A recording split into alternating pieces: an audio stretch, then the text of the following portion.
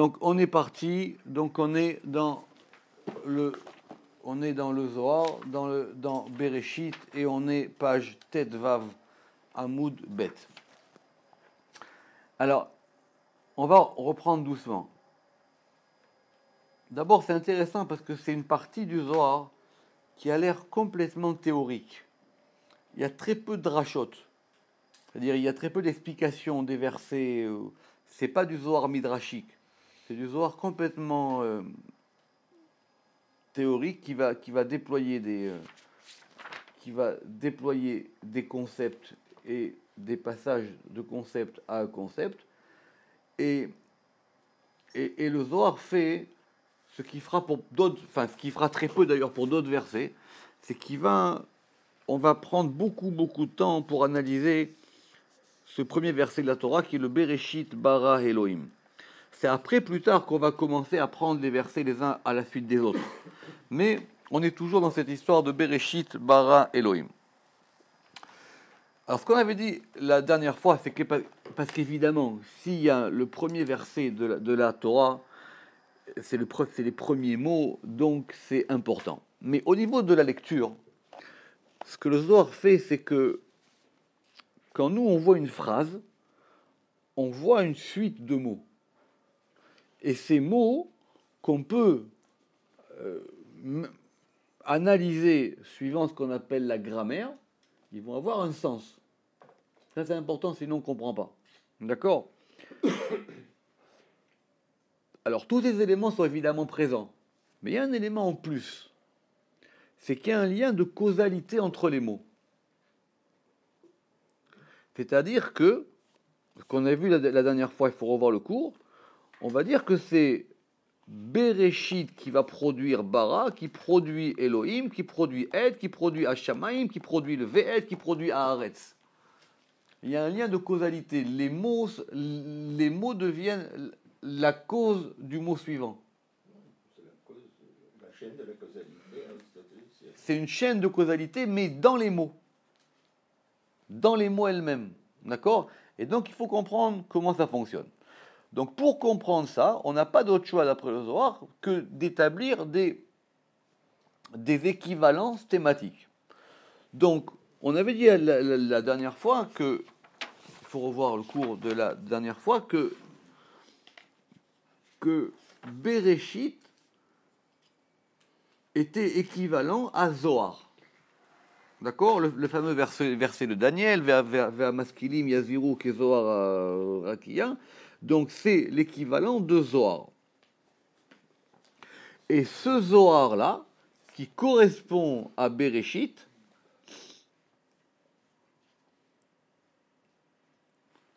c'est lui qui va être la chaîne causale de cette histoire-là. Alors on reprend ici.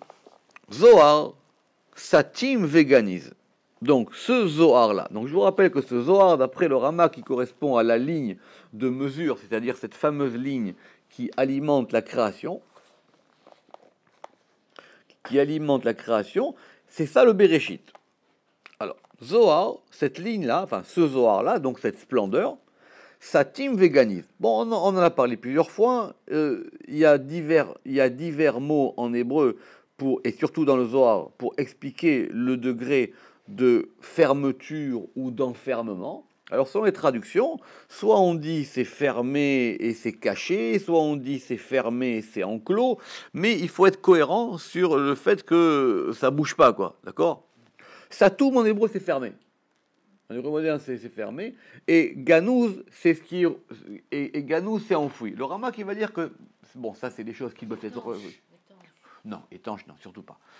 En tout cas, ça ne veut pas de dire, parce qu'étanche, c'est par rapport à un liquide, etc. Donc ça n'a pas de rapport ici. Mais en gros, ça dépend, c'est que comme si vous avez une chose et vous la cachez. Donc en fonction du degré de choses que vous avez dessus, elle va être plus difficile à atteindre ou pas. D'accord ? Si c'est fermé, ça peut être ouvert. D'accord ? Et si c'est vraiment enfoui, alors c'est difficile à atteindre. C'est bouché.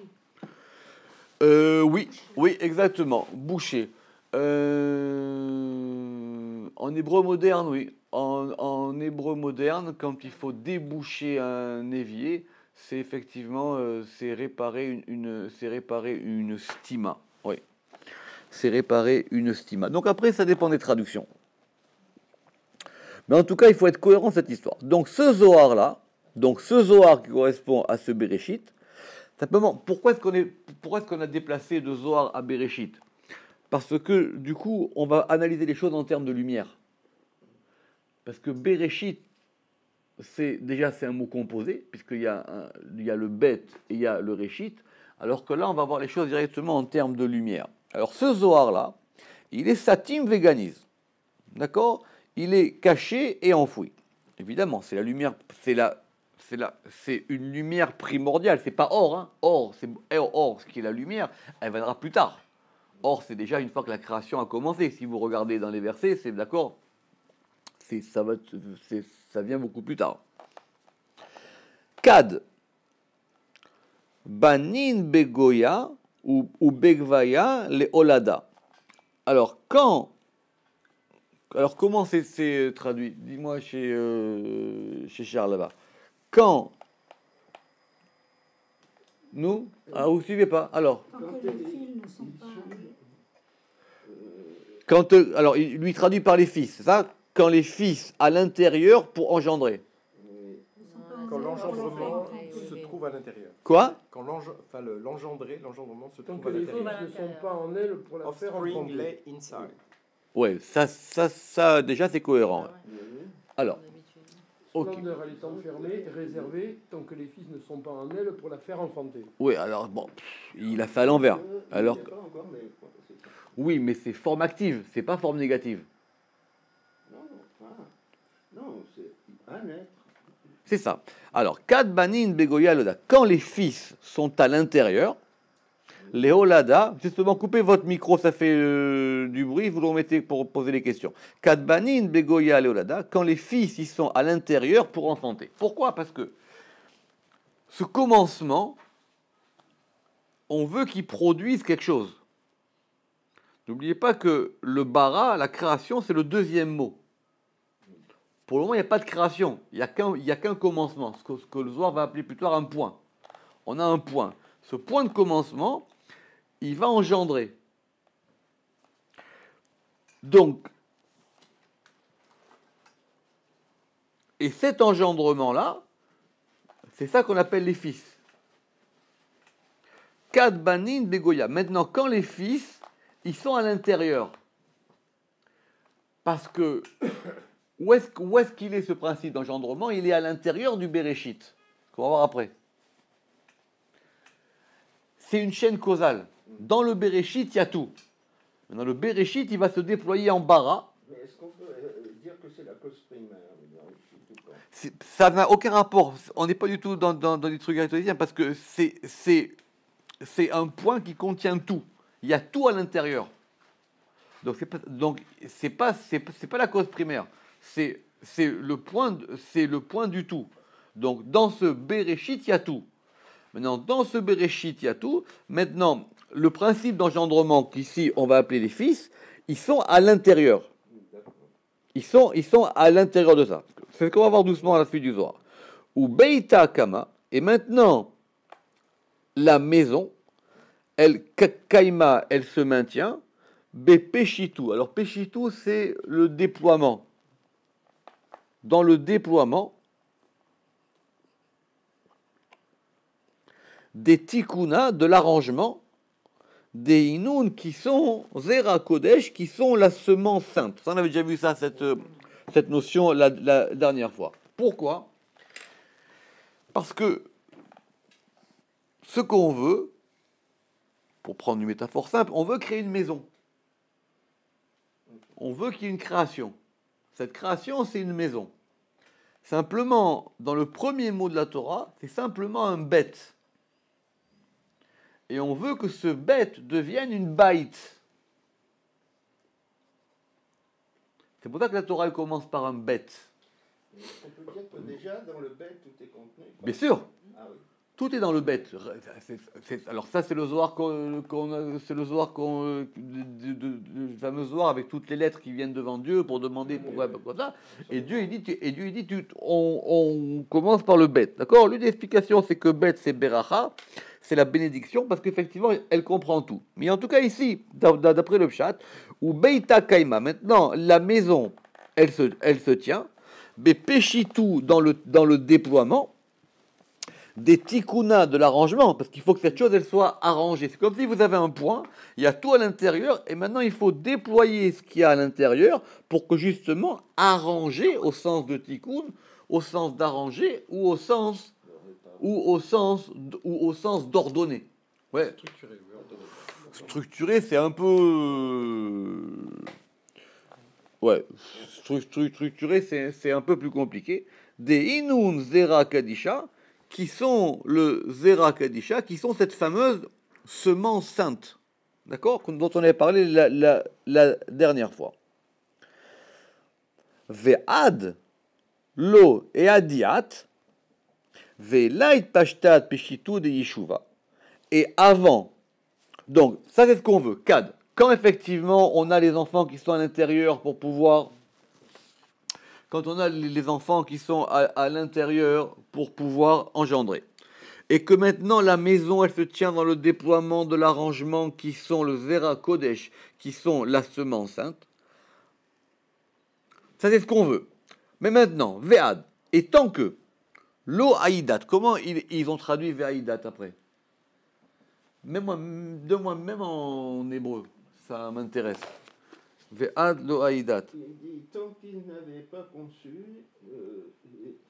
c'est ça. étendu son habitation, il n'était pas appelé. C'est ça. Alors, Ve'aïdat ici, c'est l'It Aber, oui. Alors, donc, et tant que ce n'est pas le hibour, c'est. C'est fécondé. Oui, fécondé. Et tant que ce n'est pas fécondé. Oui, ça, c'est bien. Enfin, et ça. Et tant que ce n'est pas fécondé. Velo it pashtat peshitu de yeshuva, et que ne s'est pas déployé le déploiement de l'habitation.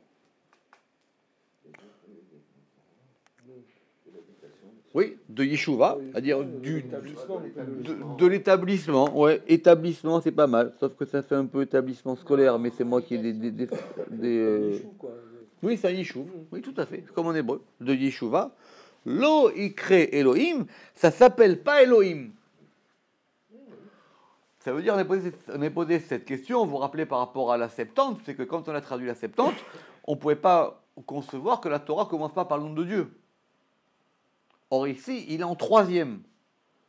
Donc tant que ce degré, ça que dit le Zohar, tant que ce degré n'a pas été fécondé pour pouvoir se déployer et former une habitation ou un établissement, il ne s'appelle pas Elohim. Donc c'est pour ça qu'on n'a pas encore Elohim. Pour le moment, on n'a que Bereshit. C'est pour ça qu'Elohim, il vient en troisième position. On reprend. Tant que c'est pas déployé, dans le déploiement de l'habitation, en fin de compte, si vous voulez, le Yeshuva ici, c'est l'équivalent du Baït plus haut. D'accord ? Il n'est pas déployé, il est inscrit dans Il est à l'intérieur du bête. Oui, mais il va falloir que maintenant ça arrive. Oui, il faut le déployer, mais il est là. Ben, après, alors, c'est toujours pareil, c'est que tout est contenu à l'intérieur. Attendez, monsieur. C'est comme des poupées géantes. Ouais. C'est seulement augmenter le son parce que nous, on vous entend. Parlez, dites quelque chose. D'accord ? Alors, elle a Kula, d'accord. Et donc, Loïkra Elohim, cela ne s'appelle pas Elohim. D'ailleurs, elle a Kula Bichlala de Bereshit. Et tout est dans la totalité de Bereshit. C'est ce qui est écrit en toutes lettres. Et la Kula. Et la combiné. Ouais, alors là, c'est. Et la Kula Bichlala Bereshit. Simplement, tout est dans la totalité de. Tout est dans la totalité de Bereshit. Bon, moi je traduis les Khalil, c'est totalisé, d'accord, c'est pas inclure, parce que tout est dans cette totalité là de Bereshit. Les bâtards des Takan Bishma Elohim, après que cela soit arrangé dans le nom de Elohim. C'est-à-dire, si vous voulez, parce que pour avoir un nom, et surtout un nom propre, parce qu'au début, on a quoi? Bereshit, on a un nom, après on a un verbe, et après on a un nom propre. Pour avoir un nom propre, il faut déjà qu'il y ait beaucoup de choses qui se soient mises en place. Donc, une fois que maintenant ça a été arrangé dans ce nom, Bishma Elohim, dans le nom de Elohim, Apik Inun Toldin, il a fait sortir Inun Toldin, ses enfantements, mais à Uzara de Izdarabe, de cette semence qu'il a ensemencée en lui, qui c'est en lui, en lui apparemment c'est dans ce point ou dans cette splendeur. Excusez-moi. Oui. C'est entre deux modes de compréhension. Ah, s'il y en a que deux, ça va. Pour qu'il se manifeste ou pour qu'il s'institue en tant que Dieu. Il n'y a pas de Dieu ici pour le moment. Elohim. Il faut pas raisonner comme ça maintenant. Le soir. Uniquement. Encore une fois, on va avoir un nom. On va voir doucement. On va voir que finalement tout ça c'est que des noms divins. Simplement, il y a un nom qui va apparaître de façon distincte des autres noms, qui apparaît en troisième position et qui s'appelle le nom de Elohim. Mais Bereshit, c'est aussi un nom divin. D'accord? Simplement, le nom qui va permettre ce déploiement de la chose, il n'est pas encore institué. Il n'est pas encore organisé. Donc, il va s'organiser en troisième position et il va s'appeler ce Elohim-là. Et avant, on a quoi? Avant, on a Bereshit Bara. D'ailleurs, si vous remarquez, c'est Bereshit Bara. C'est deux fois, c'est Bara, Shet Bara, qu'on verra plus tard. Vous allez nous expliquer pourquoi il y a cette nécessité de trois noms différents. On a déjà commencé la dernière fois, mais on va dire qu'il y a un point. Ce point, maintenant, il a besoin de se déployer. Il faut qu'il y ait un rapport de masculin-féminin pour pouvoir faire sortir un engendrement, et que c'est Elohim qui va faire cet engendrement. Et d'ailleurs, après, c'est Bereshit Bara Elohim. On a un Et, dont on va reparler, et après, on a Hashamaim. Le premier élément créé dans cette affaire-là, c'est Hashamaim. C'est bon, Bereshit, Bara, Elohim, Et, Hashamaim. Lui, il vient qu'en cinquième position. On lit pas ça comme une phrase normale. On lit ça comme une phrase avec des mots composés de lettres, et des lettres qui, effectivement, vont être tous dans un lien de causalité entre les mots les uns à la suite des autres. Alors. Je peux poser encore une question? Oui. Quand est-ce qu'apparaissent les lettres exactement? C'est pour ça que je vous dis que ça vient tout de suite. Doucement. Uman Aouzara. Et maintenant, c'est quoi cette semence? Inun Advan Galifan, ce sont les lettres glyphées. C'est la question. C'est la suite. Et c'est quoi cette semence? Ce sont les lettres glyphées. Alors, bon, on a parlé plusieurs fois, il y a plusieurs degrés, il y a la glypha, il y a la hakika, il y a la chatsiva, il y a plusieurs degrés d'inscription des lettres, il y a la reshima, etc. Hein? Il y a plusieurs degrés, mais ici, on va dire que le glyphe, c'est le degré le plus subtil. D'accord? Ou en tout cas, le Ramak, il va hésiter, il va dire que c'est peut-être encore un degré de gravure. Parce qu'effectivement, si la création, elle se fait par des lettres, il faut bien que les lettres, elles sortent. Donc, il s'agit en même temps des lettres qui vont sortir. Alors, c'est quoi maintenant cette semence-là dont on a parlé, que maintenant qu'il va y avoir une semence, cette semence, elle est ensemencée dans le point, et de cette semence ensemencée vont sortir des enfantements. Ces enfantements vont faire la création. Alors maintenant, le Zohar dit, mais c'est quoi cette semence-là? C'est les lettres. C'est les lettres qui sont la fécondité de la création. Ce sont les lettres qui fécondent la création. Raza de Oraita, c'est le mystère de la Torah. Denafku meaou nekuda, qui sont sortis de ce point. Denafku meaou nekuda, qui sont sortis de ce point. Alors, c'est une question classique, savoir d'où est-ce que proviennent les lettres. D'accord? Alors tout va dépendre après de quelle grille de Sphirot on met sur cette histoire-là. D'accord? Parce que il n'y a pas que les lettres, il y a aussi les lettres et il y a aussi les points. Il y a aussi les points, il y a aussi les ta'amim, d'accord? Dans la Kabbalah du Harizal, ce qu'on appelle tanta, les ta'amim, les kudot, et les tagin, et les otiyot. Et les otiyot, c'est le dernier degré, d'accord? D'où est-ce qu'elles sortent ces lettres? Est-ce qu'elles sortent de Chokhmah, de Chokhmah qui est dans Bina, de Bina qui est dans Chokhmah? En tout cas, elles sortent de ce point-là qui est enclos à l'intérieur, enfin, de ce mot-là, qui est à l'intérieur de Bereshit. Et donc, c'est maintenant ces lettres, quand elles vont sortir, c'est pour ça d'ailleurs que la Torah elle commence par une lettre. Donc, toute cette question, c'est que par quelle lettre on commence? C'est une grande question. Mais en tout cas, de ce bête-là, de ces lettres-là, dans ce point-là qu'on a appelé le commencement, qu'on a appelé le Zohar, il faut qu'à chaque fois, il faut parcourir la chaîne thématique, d'accord, qui s'appelle le Zohar. De là vont sortir des lettres, et c'est ces lettres-là qui sont l'ensemencement de la création. C'est elle le principe fertile de la création. Quand vous n'avez plus d'être, vous n'avez plus rien. Mais ces lettres, elles sont mises dans Bina, elles sont mises dans... Alors après, tout va dépendre de la grille de lecture que vous allez avoir. Après, de la grille de lecture des séphirotes. Vous allez voir, hein, il va dire à droite, hein, il va dire à gauche, Chokhmah qui est dans Bina, Bina qui est dans Chokhmah, etc. En gros, les lettres, on va dire qu'elles sortent de Bina. On dirait un code ADN. Oui, mais alors, mais c'est pas forcément un code. C'est, enfin, c'est plusieurs codes quoi. C'est plusieurs combinaisons de lettres qui vont faire sortir. Mais quand vous dites que c'est de la causalité, c'est pas réducteur. Ça veut pas dire que c'est un enchaînement. Je vais vous expliquer où est-ce qu'on veut en venir avec cette causalité. Des nafkou meaou nekuda qui sont sortis de ce point. Aou nekuda zar'a bego aou echala. Maintenant, ce point-là, il a ensemencé à l'intérieur de ce palais. En gros, comme on a dit, c'est un yud à l'intérieur d'un hé. Comme ça, il dit le Ramak, d'accord? Donc, la création, son lieu, c'est un hé. Simplement, le hé, on n'a pas encore. Quand c'est qu'il vient le premier hé? Non. Quand c'est qu'il vient le premier hé? Bereshit, il n'y a pas de hé. Bara, il n'y a pas de hé. Et, il n'y a pas de hé. Non.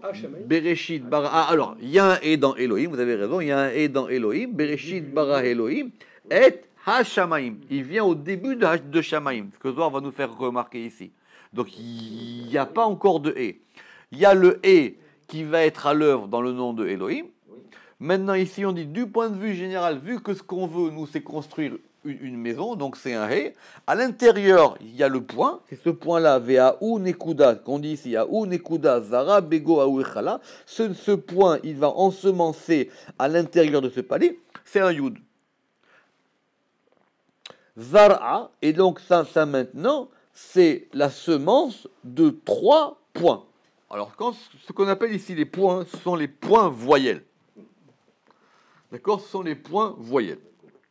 Et qui sont Cholem, Chirek, Shurek. D'accord? Les Ashkenazim, ils disent Chirik et Shuruk, mais les Sfaradim, ils disent Cholem, Chirek, Shurek. D'accord? Ok. Donc, et ce Zara, il va ensemencer. Alors, pardon, l'ensemencement de 3 points. Donc, nous, on s'attendait à avoir des lettres, et on a des points voyelles. Alors, Cholem, j'espère que tout le monde sait, d'accord? Cholem, c'est le point qui se met au-dessus de la lettre qui se prononce O. Le Chirek, c'est le I simple, hein, parce qu'il y a le Chirek normal et le Chirek malé. Donc, d'accord? Et le Shurek, il y a le Shurek normal et il y a le Shurek malé. D'accord? Le Shurek normal, c'est ce qu'on appelle aussi le Meloufoun, c'est-à-dire les trois points en biais. Très bien? Tout le monde va essayer maintenant de faire des acrobaties dans les Mefarshei HaZohar pour essayer de savoir comment on s'en sort avec ces 3 points-là. Alors, vous savez que s'il y a une cabale des lettres, il y a aussi une cabale des points. D'accord? Dommage que M. Seban ne nous entend pas, parce qu'on a beaucoup développé ça, enfin, et expliqué ça dans les Tikkun HaZohar. Mais on va dire simplement, le plus simple possible, le minimum qu'il faut savoir, on va dire que les 6 voyelles principales, elles correspondent aux 6 sphirotes. D'accord ? Alors, donc, on a Ségol. Le Ségol, il correspond à Chesed. Le Cholem, il correspond à Tiferet. Le Sheva, il correspond à Gvura. Le Chirek correspond à Netzach. Le Shurek correspond à Hod. D'accord ? Et non, pardon, le Kubutz, il correspond à Hod. Et le Vav Malé correspond à Yesod. D'accord ? Tu peux répéter, donc le Ségol, c'est Chesed. Alors, le Ségol, c'est Chesed, parce qu'il est 3 points et que c'est un équilibre. Ça s'est expliqué dans le Pardes Rimonim quand on arrivera à ça dans Char à Nekudot. D'accord ? Cholem, c'est Tiferet. Le Cholem, c'est Tiferet. C'est pour ça que Yaakov, il est Tiferet et c'est lui qui rêve. Parce que Cholem, c'est Milachon Chalom. D'accord ? C'est un point qui monte. C'est pour ça que Yaakov, il est lié à ce point de Cholem. Abraham, il est Ségol.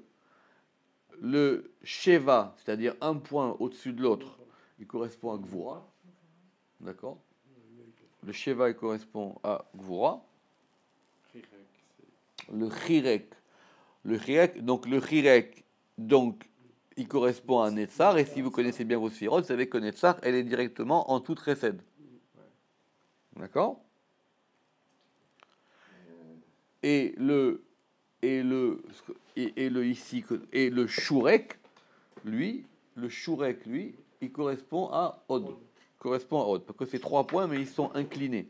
Et ils sont inclinés d'un mouvement qui va de la gauche vers la droite, ou de la droite vers la gauche de façon inclinée. Pour ceux qui veulent commencer à faire les kavanot, c'est bien que chaque jour de la semaine, il faut ressentir la pulsation de cette nekuda là. D'accord ? C'est ce que vous avez ici dans plein de. Je vais ramener ici, mais on le trouve dans plein de livres, dans plein de livres de cette histoire des nekudot. Parce que la nekuda, c'est déjà la pulsation de la lettre. Parce qu'une lettre vide, sans point, elle dit rien. Enfin, elle dit quelque chose, mais on a besoin de l'alimenter. Donc quand on met un point sur une lettre, littéralement, on l'anime. On lui donne une âme. La lettre, le haut, c'est le nefesh. C'est ça. Ça, Ou alors, après, il y a plusieurs explications, où on dit que la lettre, c'est le gouffre, et la lettre, c'est le gouffre, et le point, c'est la neshama. D'accord ? Le Yesod, vous avez dit, c'est quoi ? Le Yesod, c'est ce qu'on appelle... C'est le Vav Malé. Le Olam. Le Shurek Malé, exactement. Le Ou. C'est le point au milieu de... Le point au milieu. Ou. D'accord ? Le Kubutz, c'est Malchut. Il n'y a rien, Malchut. Malchut, il n'y a rien. Malchut, elle est réceptrice. Donc, il n'y a pas de... Alors, après, c'est plus compliqué dans comment ça fonctionne, mais Malchut, elle a rien, puisque Malchut, elle est... Malchut, c'est le réceptacle de ces choses-là. Il n'y a pas de Kamat, il n'y a pas de Kamat. Si t'es Kamat, ça a D'accord, c'est trop tôt. Kamat, il est lié à Keter, Patach, il est lié à Chochma, on n'a pas fini, d'accord ? Après. Pour le moment, on parle des Il y a quel... Excuse-moi. qui... C'est Hod. Kubutz, non, c'est Shurek. Ça dépend comment tu l'appelles. Ah, d'accord. Shurek ou... D'accord. Oui, okay. Vous voyez, d'accord. Bestseller. Donc ça, c'est bien expliqué. Alors maintenant, on veut savoir quel est le rapport, qu'est-ce qu'elles viennent ici faire, ces 3 lettres, d'accord ? Enfin, ces 3 points. Parce que nous, on s'attendait à voir passer une lettre, et on a ici que des points. Et on a Cholem, Chirek, Shurek. D'accord ? Le Ramak, il explique longuement, il dit que si on veut raisonner en termes de sphiroth, et donc si on raisonne en termes de sphiroth, donc on va dire que Cholem, évidemment, il est Tiferet, que Chirek, il est Netzach, et que Shurek, il est Hod, on s'en sort pas. Parce qu'on voit pas du tout ce que ça veut dire ici, et on voit pas du tout. Bien que c'est ramené, il dit il y a plusieurs écoles, et il y a beaucoup de gens qui ont voulu expliquer ça, mais il dit que c'est pas très clair, etc. Il dit maintenant, il faut voir ça d'une autre manière. Il faut voir ça sous forme d'un Aleph. Donc comment on va le faire ce Aleph? On prend le Shurek. Le Shurek, il est 3 points. D'accord? Le Shurek, il est 3 points. Si j'avais... Bon, le Shurek, il est 3 points. Vous voulez un crayon? Oui, mais je ne sais pas après... Le Shurek, il est 3 points. Ces 3 points, ils forment une ligne diagonale. D'accord? On est d'accord? Votre Shurek, il fait 3 points. 1, 2, 3. Le Cholem, c'est un point qui est en haut, donc on va le mettre en haut à droite. Et le Chirek, qui a un point en bas, on le met en bas. Et on a un Aleph. Il dit c'est la seule manière de comprendre cette chose-là. Et effectivement, ça correspond. Parce qu'on va dire que le Shurek... Alors du coup, le Shurek là, ces 3 points-là, ça va faire un Vav. Ce Cholem-là, ça fait le point ou le Yud au supérieur du Aleph, et le Chirek, c'est le Yud qui est en bas. Et c'est ça.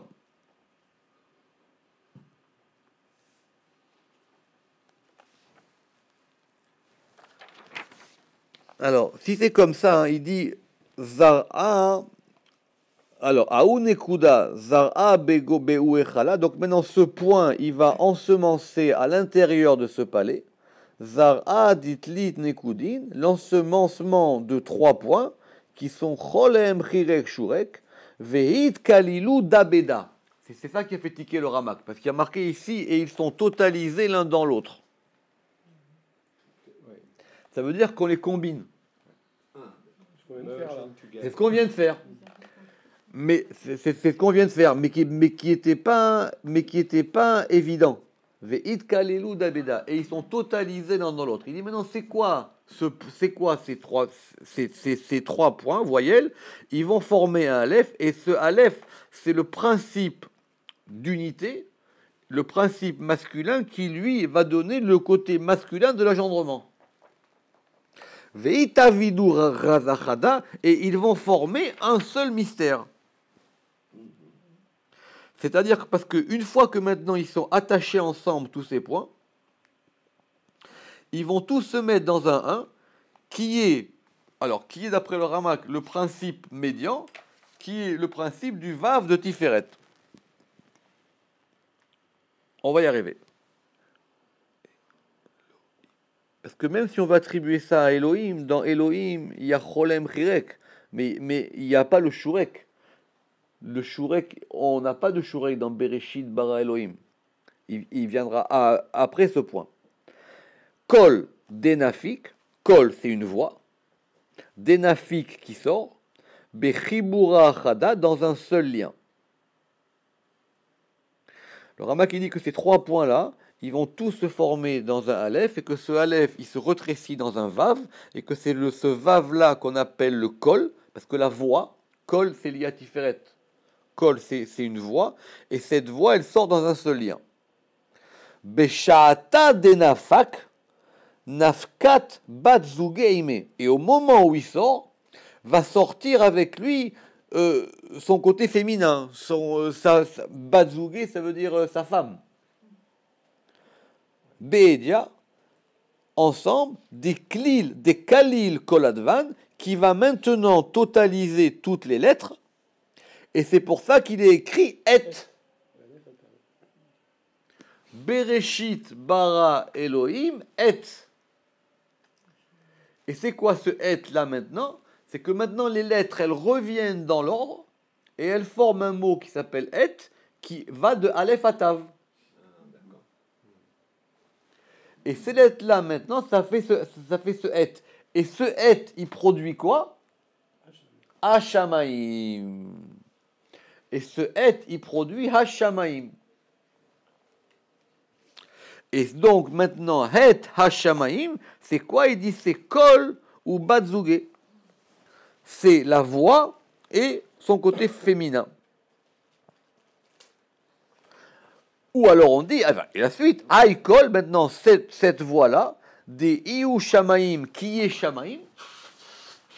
Alors pourquoi est-ce que la voix, elle est Shamaim? Ça c'est facile, parce que Shamaim, d'abord, c'est un masculin, d'accord? Et Shamaim, c'est les cieux. Les cieux, c'est quoi? Non, les cieux, c'est Tiferet. Oui. Les cieux, c'est Tiferet, et la voix, c'est Tiferet. C'est pour ça que Yitzhak, quand il va bénir Yaakov, il lui dit, Vayiten lecha Elohim mital hashamaim, que Dieu, il te donne de la rosée des cieux. Il lui a donné une bracha par rapport à son degré. Et il lui a rajouté, ou misham neharetz, et des graisses de la terre. Or ça, c'était ce que Esav, il avait. C'est pour ça qu'Esav, il voulait lui prendre la bracha. Mais quand Yitzhak, il bénit son fils, il lui dit, Vayiten lecha Elohim, que Elohim te donne, mital hashamaim, de la rosée des shamaim, des cieux. C'est pour ça que, par exemple, tous ceux qui sont Shoresh Tiferet, ils sont liés à Shamaim. Aaron, c'était le Hanan, Myriam, c'était le puits, mais Moshe, c'était la manne. Parce que la manne, elle descend des cieux. Et Moshe, il est Tiferet. Celui qui est Tiferet, il reçoit de ce degré-là qui s'appelle les cieux. Alors que Esav, lui, il recevait d'en bas. Et donc, comme c'est pour ça que là-bas il y a marqué Ve'akol kol Yaakov. La voix, c'est la voix de Yaakov. Et les mains, c'est les mains de Esav. Parce que la kol, la voix, elle est liée à ce degré de Tiferet qui est lié à ce degré de Shamaim. Ok? Donc, ce qui sort en premier, Bereshit bara Elohim, c'est, on va y revenir, c'est l'assemblage de toutes les lettres. Ha, on a un He. Shamaim, les cieux. Donc c'est Tiferet qui vient en premier. C'est Tiferet qui sort en premier. Et Hashamaim. Et si vous remarquez après, qu'est-ce qu'on a après? On a quoi? Qu'est-ce qu'on a après Hashamaim? Ve'et. On avait un et au début, et maintenant on a ve'et. Entre-temps, le vav, il va s'accoler au et. Le premier et, il est seul. Bereshit bara Elohim, et hashamaim, ve'et haaretz. D'accord? Ok. Alors, le Zohar, évidemment, pour lui, c'est pas assez simple tout ça. Donc, on veut maintenant que cette séquence, Bereshit bara Elohim, d'accord, elle corresponde à une séquence. En fin de compte, le Zohar va donner deux équivalences. Il dit que Bereshit bara Elohim, c'est ce que dit le Ramak, c'est ce que dit le Zohar, que Bereshit bara Elohim, ça correspond à deux séquences. Donc si on pouvait, on les dessinerait, et on va avoir trois séquences. Trois séquences de trois mots. Première séquence, Bereshit bara Elohim. Deuxième séquence, on avait déjà parlé, on l'avait déjà évoqué la semaine dernière, c'est ce qui a été donné à Moïse au moment du buisson dit ardent, Ekeye Asher Ekeye. Donc Bereshit correspond à Ekeye, Bara correspond à Asher, et Elohim à Ekeye.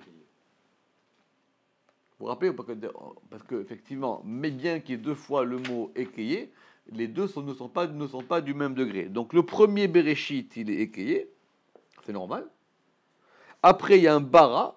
Ce bara-là, vous vous rappelez la dernière fois, on avait expliqué que ce bara-là, il est expliqué par rapport à Asher, parce que c'est lui qui fait sortir la chose. Et Elohim, il correspond au deuxième nom Ekeye, qui provient du premier, passé par le prisme de Asher. Ici, maintenant, on va nous rajouter une troisième séquence, qui est celle du schéma Israël, Hashem Elohenu Hashem. Vous avez remarqué que dans le schéma Israël, il y a deux fois le nom de Dieu. on dit Shema Israël, Hashem Eloheinu Hashem. Et après on a Echad. D'accord? Shema Israël, Hashem Eloheinu Hashem. Et cette séquence de Hashem Eloheinu Hashem, elle correspond à Ekeye, Asher Ekeye, qui correspond à Bereshit Bara Elohim. Donc on peut maintenant, c'est intéressant parce que ça veut dire que on peut, bon, il faut passer par le Sefer Yetzira pour ça, mais on peut passer d'alphabet à d'autres alphabets pour pouvoir voir les séquences qui sont issues les unes des autres. La Torah, elle nous a simplement donné Bereshit Bara Elohim. Maintenant, comme cette séquence-là, elle est, si on veut l'approfondir, elle peut correspondre soit à la séquence qui sera donnée beaucoup plus tard à Moïse, qui est Ekeye, Asher Ekeye, ou celle qui est de l'unité. C'est rappeler que c'est ça que donne Yaakov à ses enfants, parce que ça vient de lui, le schéma Israël. Enfin, c'est les enfants qui proclament l'unité de Yaakov, voire vous rappelez ce qu'on a fait sur le schéma Israël, etc. Donc, et ça correspond à Hashem Eloheinu Hashem. Donc ici le Zohar dit Ihu Ekeye Advan Batra. Et ça, ce sont Ekeye Advan Batra, les lettres d'après. Ihu Ekeye Advan Batra.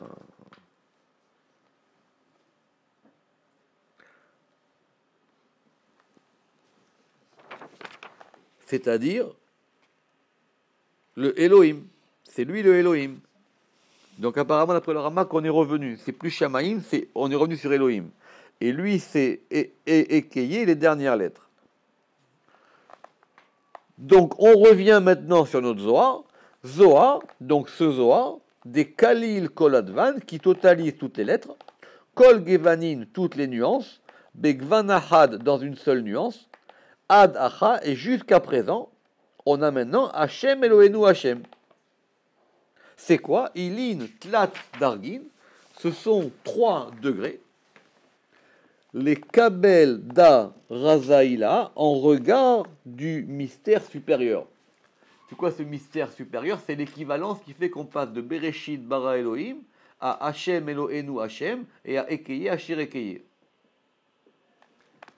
C'est ça qu'on dit ici, les Kabel Da Razaïla. Et donc ce sont 3 degrés.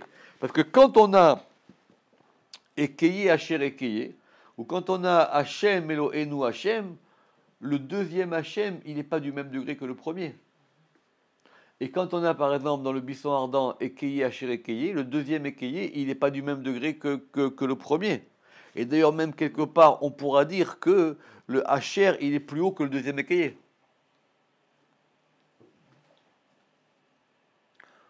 On a l'impression, nous, quand on lit ça d'après le Pshat, on a l'impression que la Torah elle, se répète.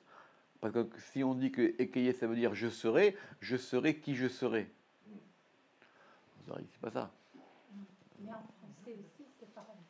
Si vous dites ton père est ton père, le premier père n'a pas le même sens. Nahon, c'est vrai aussi.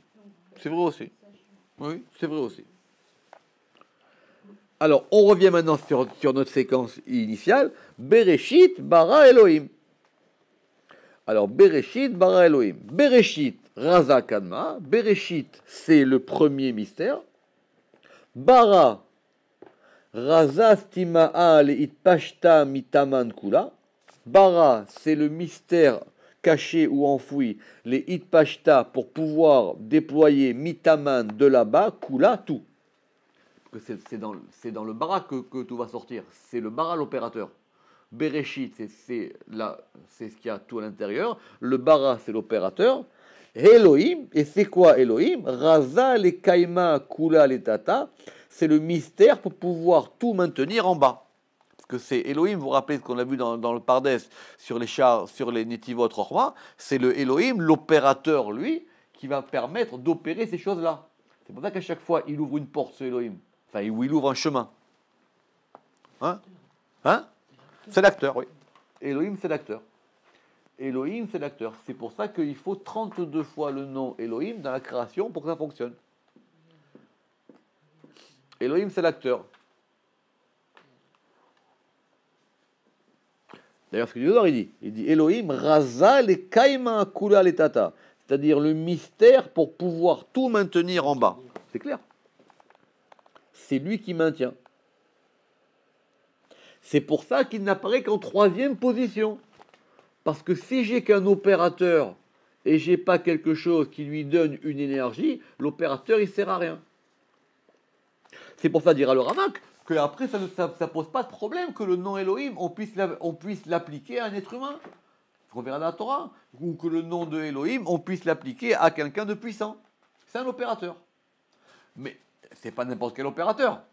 Mais cet opérateur-là qui s'appelle Elohim, c'est normal qu'il vienne en troisième position. C'est pour ça que dans la Septante, vu que les Grecs ne comprenaient rien à ça, vu que les Grecs, pour eux, c'était de l'hébreu, vu que pour les Grecs, c'était de l'hébreu, donc quand on a fait la Septante, on a été obligé de mettre le nom de Dieu au début de la phrase. D'accord ? C'est une question classique, d'accord ? Parce que les Grecs ne pouvaient pas comprendre que s'il y a un livre divin, le premier mot ne soit pas Dieu. Ok, alors là maintenant on a deux versions. Montrez-moi ici, il dit Ve'id Degar, c'est. Donc il y en a certains. On était là-haut, mais tu vois, j'ai pas bien vu la suite de l'écriture. C'est comme si. Vraiment, tu as continué une lecture, parce que moi, ce que j'avais plus.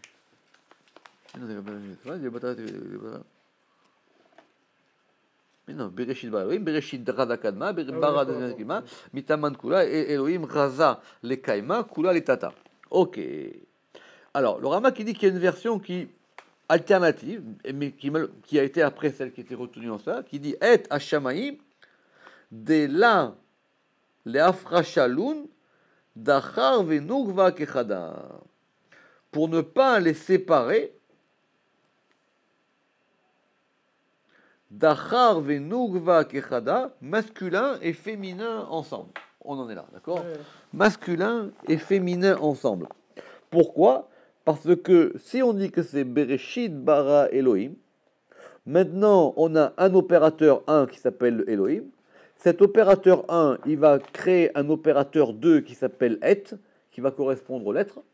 Et ça maintenant, la première chose qui sort de la création, ça s'appelle Hashamaim. Or, ce Shamaim, il est masculin, mais il est précédé d'un He. C'est vrai qu'on dit les cieux, Hashamaim. Donc, déjà, le Et, l'opérateur Elohim lié à l'opérateur Et, ça fait sortir Hashamaim, qui est lui-même une conjonction masculine. Exactement. Oui. Exactement. Simplement, il est où ce degré de féminin ? Ce qu'on va voir après dans le Zohar, c'est la question que le Zohar va poser. Excusez-moi. Oui. Plus haut, il était question de Bet Zugo. Oui. Et vous l'avez traduit par féminin. Littéralement, Bet Zugo, c'est. C'est le conjugo, en fait. Hein ? C'est le conjugo. C'est celui qui. Littéralement, la Bat Zoug, c'est la fille de son union. Bat, c'est une fille, et Zoug, c'est la fille du couple. C'est l'autre du conjoint. C'est ça, c'est l'autre du conjoint, oui. Voilà. Mais on traduit par... ouais. Ça peut être... C'est le côté féminin. Non, c'est pas le côté féminin. Oui, parce qu'en hébreu, c'est Bat Zoug ou c'est Ben Zoug. Donc si c'est Bat Zoug, c'est féminin, si c'est Ben Zoug, c'est masculin. Le Ben Zoug, c'est le fils de son union, donc c'est du côté masculin, et Bat Zoug, c'est pas du ou non. Et ici on est revenu à Dachar Venugva Kechada. Ici on est revenu à masculin et féminin ensemble. Oui, et plus haut c'est Bat Zoug. Plus haut de ce qu'on a vu, plus haut c'est Bat Zoug, Bat Zougé. Plus haut c'est Bat Zougé. Alors Et, donc c'est quoi ? Donc on a Bereshit bara Elohim, Et. Kad natil advan kuleu. Quand maintenant il va prendre toutes les lettres, klala de kuleu advan, la totalité de toutes les lettres, inun, recha vesofa, qui sont le commencement et la fin. Le aleph c'est la première lettre et le tav c'est la dernière lettre. Les batar après, itosaf et après est ajouté un he. Les ithabra kuleu advan be, pour pouvoir lier Atta. toutes les lettres dans le He. Et ça, c'est appelé Atta. Alors ça, c'est intéressant parce qu'on avait posé la même question hier dans le Zohar. Quand Abraham, il parle à Sarah, il dit qu'il n'est dati qui chat yefat mare at. D'accord. Alors, concrètement, simplement en hébreu, at, ça indique le féminin, c'est le tutoiement au féminin, et le ata, c'est le tutoiement au masculin. Effectivement, ça paraît bizarre quand on y réfléchit, parce que le ata, le he, c'est la marque du féminin. Comme si, quand on s'adressait le tutoiement féminin, c'était qu'il y avait un et en moins. Mais le Zohar pose une question. Il dit maintenant, on a toutes les lettres ensemble, Bereshit bara Elohim, mais ça va former et. Et ce et, il va donner Hashamaim. Alors, maintenant, il dit quand ce et, il est parfait, on va lui rajouter un deuxième élément. C'est-à-dire comme si on a het, he. Parce que et, déjà, ça comprend toutes les lettres. On a dit que c'est de la première à la dernière lettre. Et ce et, on lui met un he. Simplement, dans la Torah, le het, le he, il va passer sur Hashamaim. D'accord? Très bien. Maintenant, quand le het, il est accolé au het et que ça devient ata, d'accord? Et que ça devient ata, alors là maintenant, ça donne les lettres ensemble liées à un degré de féminin qui s'appelle le he. Et c'est pour ça qu'il est écrit Ve'ata mehayet kulam, et toi, tu fais subsister tous. Tu les fais tous subsister. Vous allez me poser une question, j'espère qu'elle est au bout de vos lèvres, c'est de dire, mais c'est normal qu'on s'adresse à Dieu en disant Ata. Non. Très bien. Ça arrive dans la Torah qu'on dise aussi Ata Dieu. Donc si dans le verset on a dit là-bas Ve'ata mehayet kulam, et d'ailleurs même c'est marqué là-bas Ve'ata, et il y a un vav, quand on dit Ve'ata mehayet kulam, ça veut dire et toi tu fais subsister tous, kulam, tous, ça veut dire que c'est le degré de ata qui est mehayé.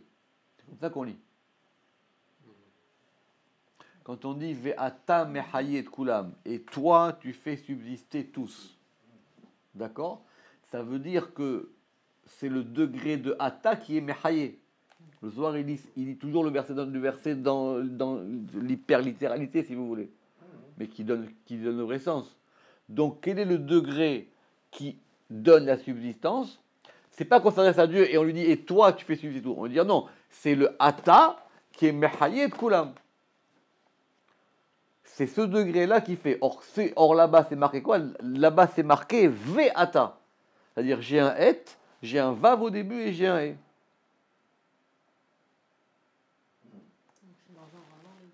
Quoi?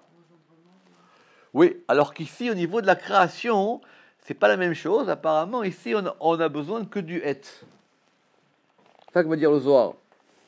Ve'alda ve'ata mehayet kulam. Alors, le et, lui, il correspond au nom qui s'appelle Adni. Et Razad et Adni. Parce qu'il est lié à la Malchut, si vous voulez.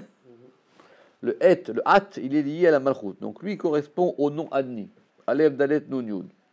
Ve'achi, il crée, et c'est ainsi qu'il est appelé. Par contre, Hashamaim, ça correspond à Yud Kevavke, comme on a expliqué. Hashamaim, c'est Tiferet, et Tiferet, c'est Yud Kevavke. Donc, Hashamaim, ça c'est Yud Kevavke, Raza Ila. Donc, on a Elohim, il fait sortir un degré de Et. Ce degré de Et, il est lié maintenant à Adni. Et ce degré de Et de Adni, il va faire sortir Et, Hashamaim, et Hashamaim, c'est Yud Kevavke. Si vous voulez, c'est comme si, au lieu de lire maintenant les mots, vous lisez une suite de noms divins. Ah oui. Vous lisez la Torah comme une suite de noms divins. Et vous voyez maintenant comment ça fonctionne. C'est comme si, plutôt que de voir une chose, vous regardez maintenant les forces qui sont à l'intérieur. Donc, au lieu de voir... c'est comme si vous aviez le code chimique des choses. Donc, à la place de voir du papier, vous avez le code qu'il y a derrière et le code qu'il y a derrière. Simplement qu'ici, ce sont des codes qui se mettent ensemble. Il n'y a que Bara qui n'est pas un indien de tout. Quoi? Il n'y a que Bara qui n'est pas un indien. C'est ce qu'on va voir doucement. Oui, on l'a dit. On a dit Bereshit bara Elohim. On a dit que c'était Hachem Elokeinu Hachem ou Ekei Asher Ekei. D'accord, mais enfin, Donc il correspond à Elohenu. Ah d'accord. D'accord, oui, mais d'accord. Il correspond à Elohenu. Donc maintenant on a Bereshit bara Elohim. Maintenant on est sur le Et. Alors il dit le Et il est Adni. Et Hashamaim il est Yudke Vavke.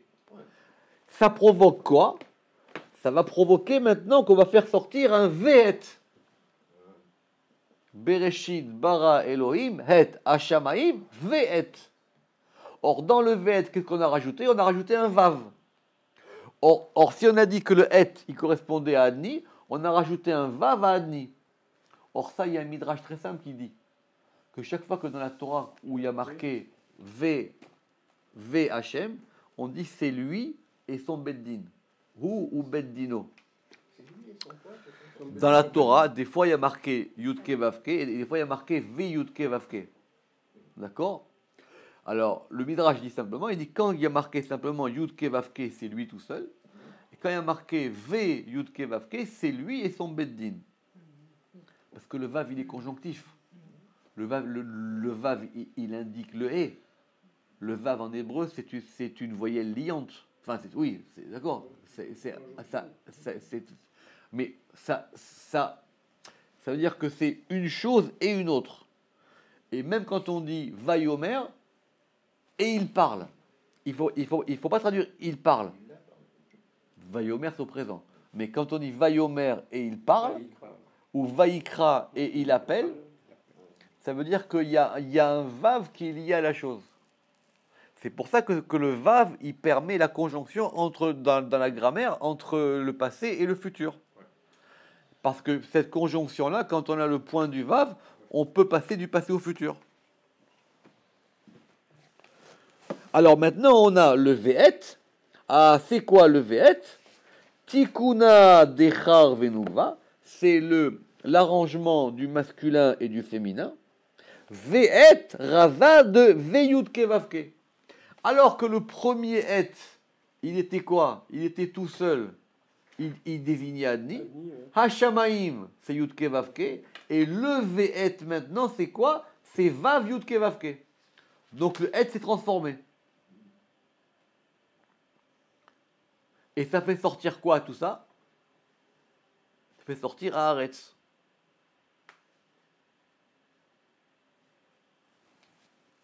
Je reprends. On avait Bereshit bara Elohim. Ça, c'est la séquence, on va dire, qui engendre. C'est la séquence qui engendre. Cette séquence qui engendre, elle correspond soit à Ekeye Asher Ekeye, soit à Hashem Elohenu Hashem. Bereshit bara Elohim. De ça va sortir Et. Il dit maintenant, ce qui sort, c'est un premier nom qui va s'appeler Adni. Adni, Et. Hashamaim, c'est Yudke Vavke. Et Hashamaim. Maintenant, comme on a eu Adni et Yudke Vavke, le Ve'et qui sort après, lui, maintenant, il n'est plus Adni. Il est Vav Yudke Vavke. Ve'et Razav Yudke Vavke. Ve'kula Had. Et alors maintenant, on a quoi? Haaretz. Oui, c'est ça. Et maintenant, on a Haaretz. Pourquoi? Parce qu'une fois qu'on a tout ça maintenant, on a un lieu où les choses vont pouvoir sortir. Maintenant, on a un lieu où on a un sol. C'est ça, Haaretz. Bereshit bara Elohim et Hashamaim ve'et. Et maintenant, on a Haaretz. Alors, ce que veut dire le Zohar, il dit, Alors, Shamaïm, c'est pas un lieu? il n'y a rien qui sort des cieux si ce n'est la pluie. Il dit le Ramak, les choses pour pousser, elles ont besoin d'un sol. Et c'est la malchoute. Les eaux d'en haut. Oui, mais les choses qui poussent, c'est qui dit le Rama qui dit que toutes les choses qui poussent, etc. Oui, exactement. D'ailleurs, même c'est pas des eaux qui sortent d'en haut, ce sont les eaux d'en haut. C'est-à-dire, c'est qu'on a séparé les choses. Mais nous, ce qu'on veut, c'est qu'il y ait des choses qui sortent. Il dit que la malchoute, elle s'appelle Haaretz, c'est-à-dire le dernier degré, parce que c'est elle qui fait sortir toutes les forces et toutes les actions à l'extérieur. Comme la terre qui fait sortir, sortir les plantes. Parce que le principe, c'est avec la malchoute, elle est liée au principe de Afar, de la poussière. C'est la poussière qui fait sortir les choses. Alors maintenant, il dit Haaretz. Et c'est quoi ce Haaretz? Da Elohim.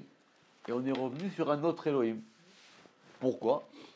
Parce qu'on a récupéré le Elohim du début. Le Elohim du début, il a simplement cadré les choses en haut. Et en cadrant les choses en haut, Bereshit bara Elohim, il fait sortir le Et.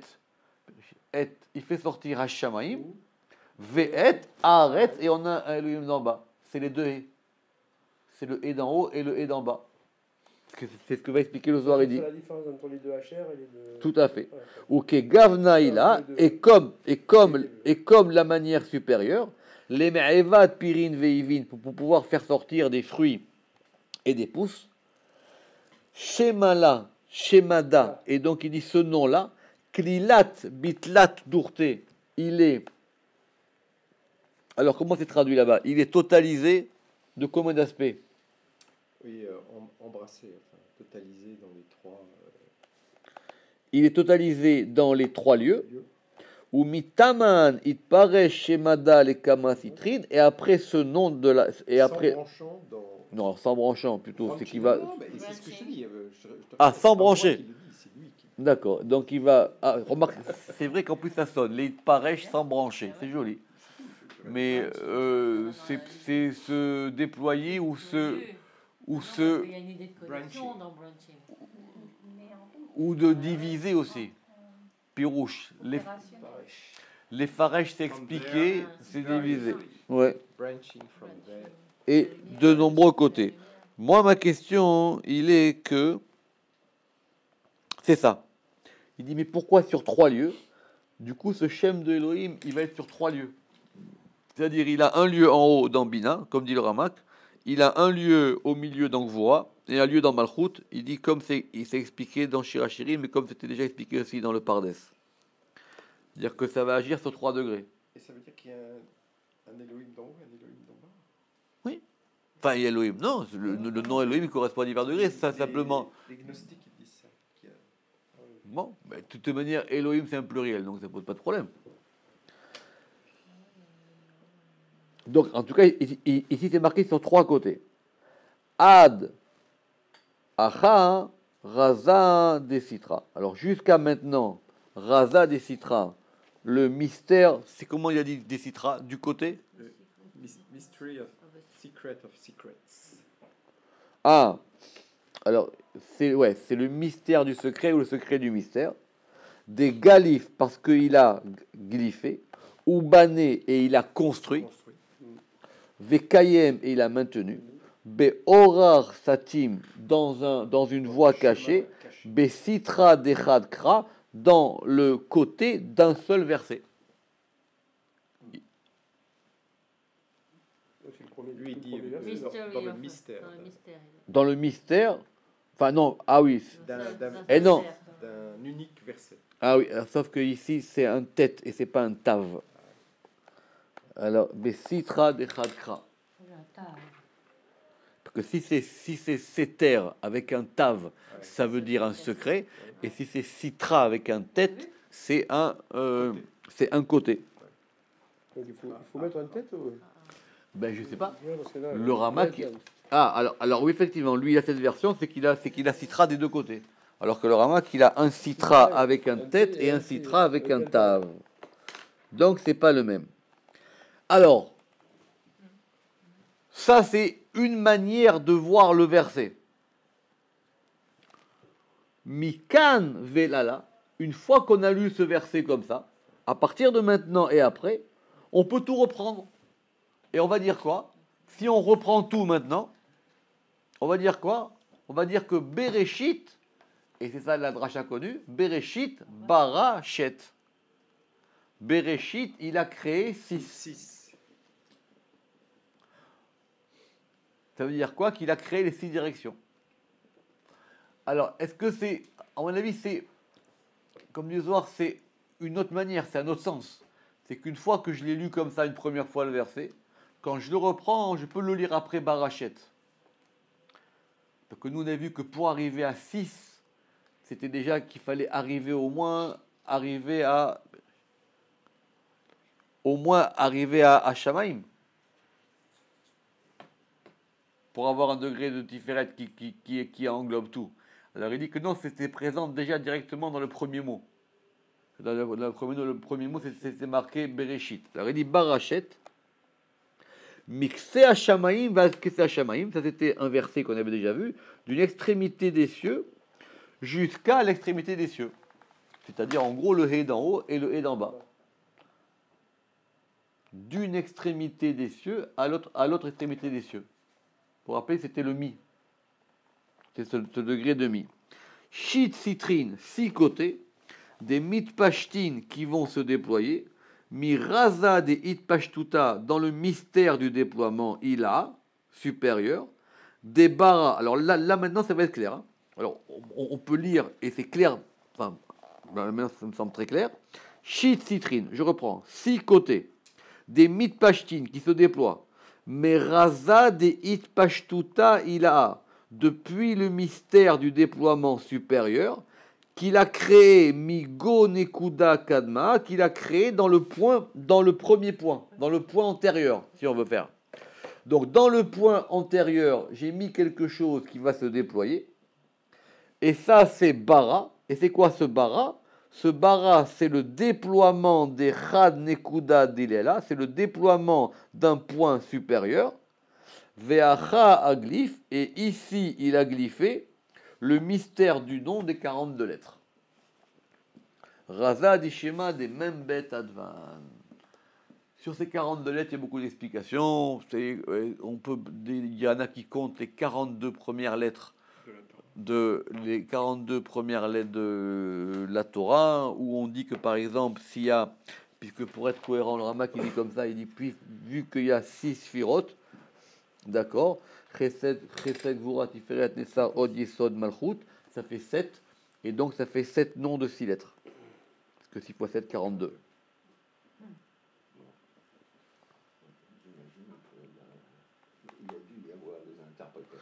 Il y en a eu aussi. En tout cas, voilà, ça va rester là pour aujourd'hui. Mais le Shem Bet, parce que c'est le Shem Bet qui est le Shem opérant.